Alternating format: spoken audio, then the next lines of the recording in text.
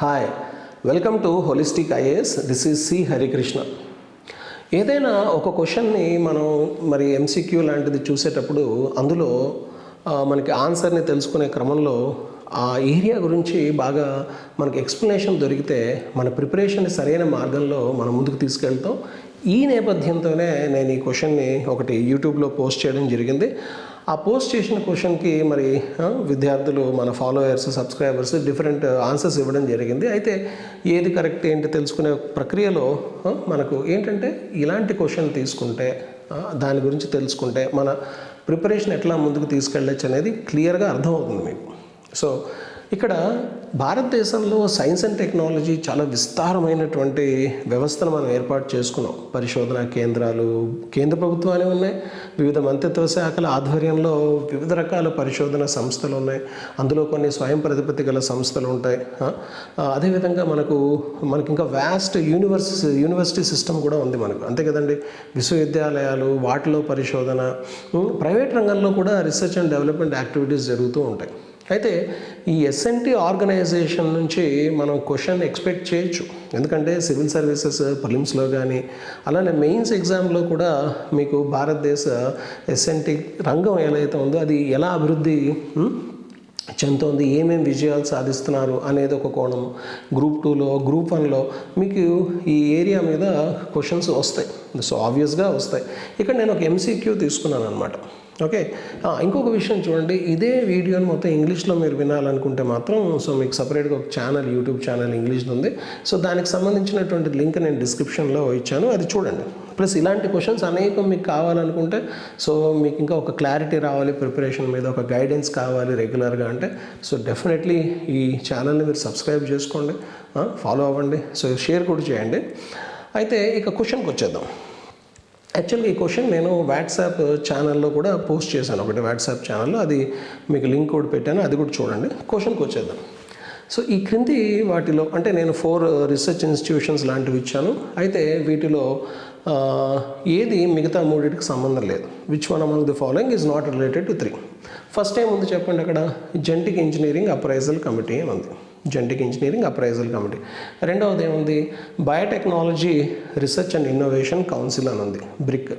So మూడవది InStem, institute for stem cell science and regenerative medicine అని చెప్పేసి మనకు ఒకటి. నాలుగవది తీసుకున్నట్టయితే national agri food biotechnology institute. So ఇట్లా 4 ఇన్స్టిట్యూషన్స్ ఉన్నాయి.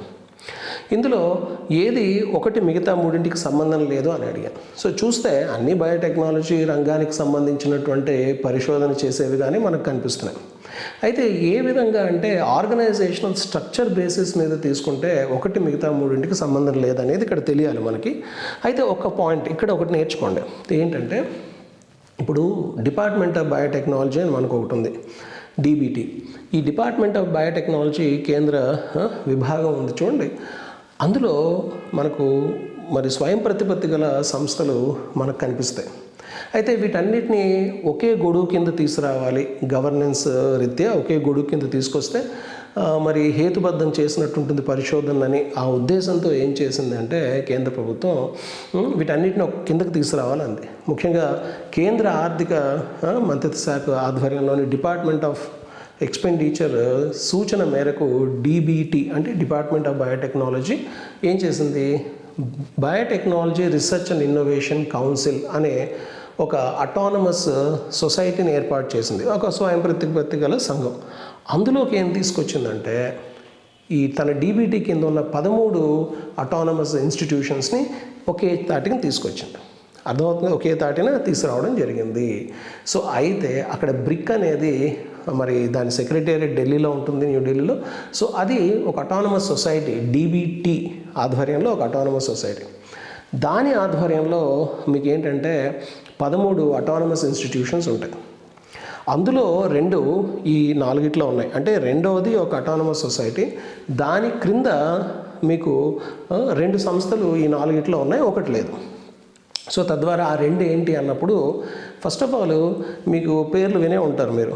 ఏంటి అంటే national institute of immunology New Delhi, okay, అదేవిధంగా national agri food biotechnology institute Mohali అని ఇప్పుడు నేను చెప్పాను కదా, పంజాబ్లో ఉంది.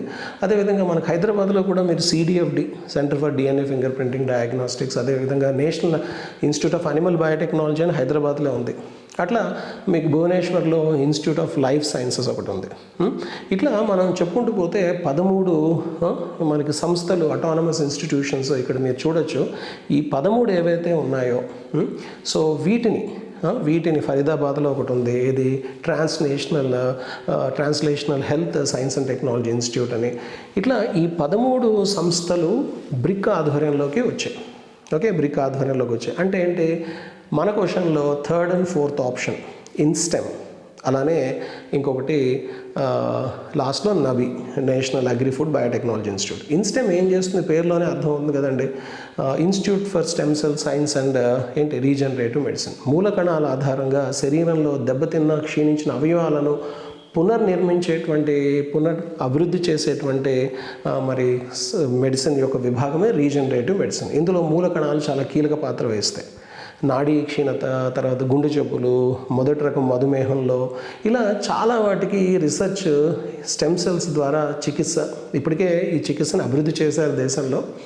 అయితే కొన్నిట్లో అయితే నేనేమంటున్నానంటే ఇది ఇన్స్టెమ్ కానీ, అలానే దేశంలో ఒకవైపు ఆహార భద్రతతో పాటు పోషణ భద్రత కూడా కావాలి. అందుకని మరి national agri food biotechnology institute అనేది మనకు మొహాలీలో ఉంది. సో అందుకని ఇచ్చిన ఆప్షన్స్లో మీరు బాగా గమనిస్తే 3rd and 4th ఆప్షన్స్ ఏవైతే ఉన్నాయో అవి 13 అటానమస్ ఇన్స్టిట్యూషన్స్ అని చెప్పాను చూడండి. ఆ 13 అటానమస్ ఇన్స్టిట్యూషన్స్లో ఈ రెండు కూడా ఉంటాయి. సో మొత్తానికి బ్రిక్ ఆధ్వర్యంలో ఈ రెండిటితో పాటు మిగతా 11. సో అలా అయితే మరి ఫస్ట్ది ఏంటి, ఎందుకు ఫస్ట్ది ఈ మూడింటికి సంబంధం లేదంటే, ఇక్కడ జెనెటిక్ ఇంజనీరింగ్ అప్రైజల్ కమిటీ మరి ఏ మంత్రిత్వ శాఖ ఆధ్వర్యంలో వస్తుంది. ఇప్పుడు డిపార్ట్మెంట్ ఆఫ్ బయోటెక్నాలజీ, దానికి సంబంధించిన విభాగాలన్నీ ministry of science and technology, కేంద్ర సైన్స్ అండ్ టెక్నాలజీ మంత్రిత్వ శాఖ ఆధ్వర్యంలో వస్తే, ఇక్కడ మనకు జెనెటిక్ ఇంజనీరింగ్ అప్రైజల్ కమిటీ కేంద్ర మరి పర్యావరణ అడవుల మంత్రిత్వ శాఖ ఆధ్వర్యంలో వస్తుంది. సో ఈ క్వశ్చన్ని మనం కనుక చూసినట్టయితే, సో ఎక్కువ మంది సి ఇచ్చారు ఆన్సర్, సో బికి తక్కువ మంది మనకు ఆన్సర్ ఇచ్చారు. కానీ సో ఏ అండ్ డికి ఇంచుమించు ఒకే విధంగా పర్సెంటేజ్. అంటే ఏంటి, ఇక్కడ చాలామంది ఆన్సర్ను మరి తప్పుగా ఇచ్చారు, కొద్దిమందే కరెక్ట్ ఇవ్వడం జరిగింది. సో అయితే వారు ఏ విధంగా ఇచ్చారో, ఒకవేళ ఈ ఐడియా ముందే ఉంటే they have good knowledge, so వాళ్ళ ప్రిపరేషన్ కరెక్ట్గా వెళ్తుంది. మరి మీది ఎట్లా అనేది చూడండి. అయితే జెనెటిక్ ఇంజనీరింగ్ అప్రైజల్ కమిటీ అంటే ఏంటంటే, ఇప్పుడు భారతదేశంలో జన్యు మార్పిడి జీవులు ఉన్నాయి కదా, ఇప్పుడు బీటీ కాటన్ మనం ఆల్రెడీ పండిస్తున్నాము. అయితే ఈ జన్యు మార్పిడి జీవులను మరి వాటి సాగు, ముఖ్యంగా జన్యు మార్పిడి పంటలు అయితే వాటి సాగును మనం అనుమతించే ముందు మరి పర్యావరణంలోకి వాటిని విడుదల చేసినప్పుడు పర్యావరణంలో ఇతర జీవజాతులపై, మనిషి ఆరోగ్యంపై ఎటువంటి ప్రభావాలు ఉంటాయో ముందుగానే తెలుసుకొని ఆ జన్యు మార్పిడి పరిశోధనను నియంత్రిస్తూ కరెక్ట్గా రెగ్యులేట్ చేస్తూ సో సరైన క్రమంలో తీసుకెళ్లాలంటే దానికి సంబంధించిన ఒక బాడీ అనేది ఒకటి ఏర్పాటు అవ్వాలి. అలాంటిదే జెనెటిక్ ఇంజనీరింగ్ అప్రైజల్ కమిటీ.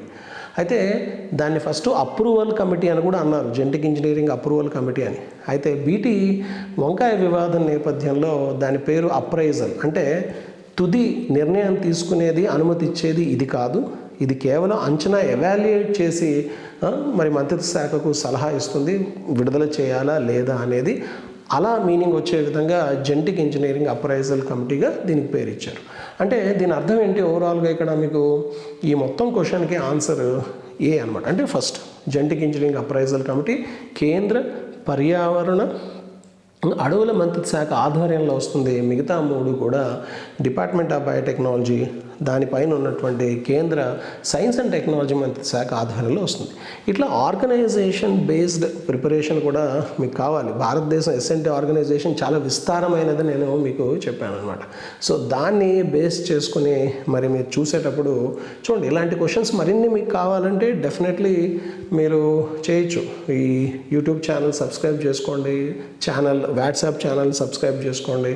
మీకు డెఫినెట్లీ కొన్ని క్వశ్చన్స్, కొన్ని టాపిక్స్ మనం డిస్కస్ చేస్తూ ఉంటే డెఫినెట్లీ ఆ నాలెడ్జ్ ద్వారా ప్రిపరేషన్ మార్గం మీకు అర్థం అవుతుందనేది ఇక్కడ ఉద్దేశం. So thank you, all the best.